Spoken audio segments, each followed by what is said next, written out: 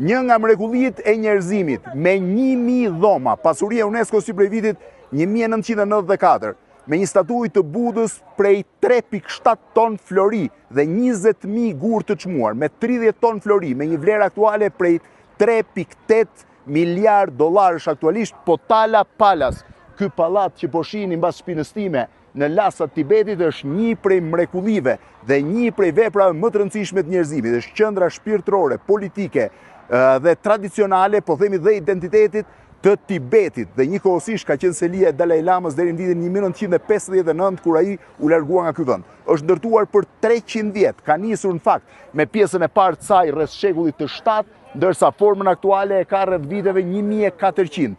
Brenda saj janë 1000 dhoma, janë dhomat e qëndrimit të murgjve, janë biblioteka e famshme, janë 2 holle, holli politik dhe holli spiritual, dhe njëkohësisht ky pallat, pra Potala Palace në lasat Tibetit, 3700 metra mbi nivelin e detit, është bërë i famshëm nga filmi 7 Years in Tibet me Brad Pitt. Një film në fakt mjaft interesant që tregon raportet midis Dalai Lamës dhe perëndimit gjatë luftës së dytë botërore. Pallati është i vizitueshëm sot, është thjesht një muze i rëndësishëm i Kinës, por dhe i gjithë njerëzimit, pasuria e UNESCO-s nga viti 94 dhe një prej mrekullive të botës sot. Potala Palace, Lhasa, Tibet.